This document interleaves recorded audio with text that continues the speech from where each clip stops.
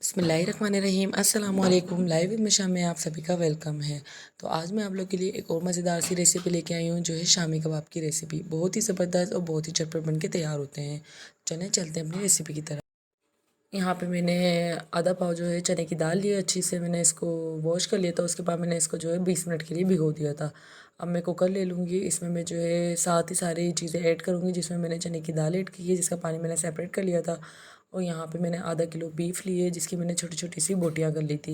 ये है कि जो इसमें चिकनाई है वो आप अलहदा कर दीजिएगा और इसके जो है छोटी छोटी सी बोटी कर लीजिएगा।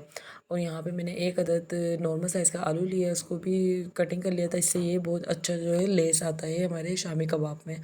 और 1 टेबल स्पून में अदरक लहसुन का पेस्ट ऐड किया है। साथ ही मैं यहाँ साबुत गरम मसाले लूँगी, जिसमें मैंने हाफ़ टी स्पून ज़ीरा, तेज़पत्ता, दालचीनी का टुकड़ा, बादियान का फूल और 7 से 8 अदद मैंने साबुत लाल गोल मिर्च लिए। 1 टेबल स्पून सौंफ और एक नॉर्मल साइज़ की मैंने इसमें प्याज ऐड करी है। बाकी मैंने इसकी क्वांटिटी डिस्क्रिप्शन में भी दी है, आप वहाँ जाके भी चेक कर सकते हैं। नमक ऐड किया है मैंने हस्ब ज़रूरत और 1 टीस्पून मैंने कुटा हुआ है धनिया, पिसा हुआ गरम मसाला, हल्दी, लाल मिर्चों का पाउडर। ये सारे मसाले आप इसमें जो है ऐड कर दीजिएगा और साथ ही मैंने कुटी हुई लाल मिर्च भी ऐड करी थी।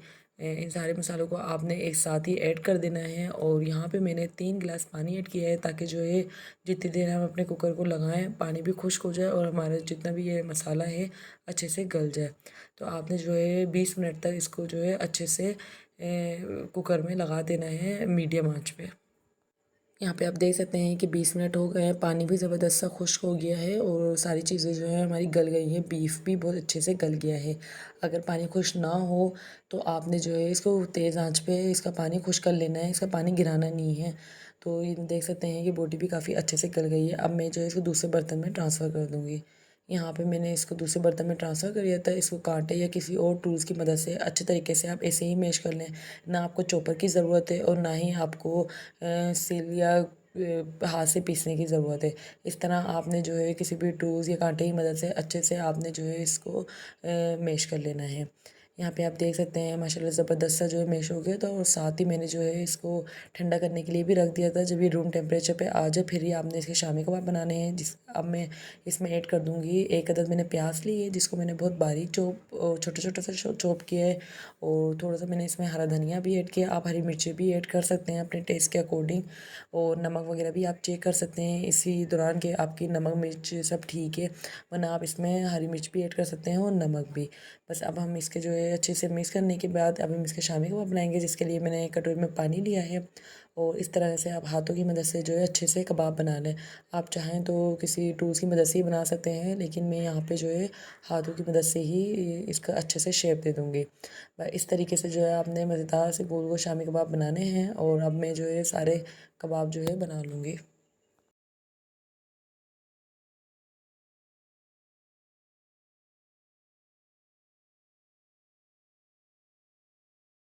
यहाँ पे आप देख सकते हैं कि मैंने सारे शामी कबाब जो है बना के रेडी कर लिए हैं। अब हम इनको फ्राई करते हैं, जिसके लिए मैंने यहाँ पे 2 अदद अंडे लिए हैं, उनको मैं अच्छे से फेंट लूँगी।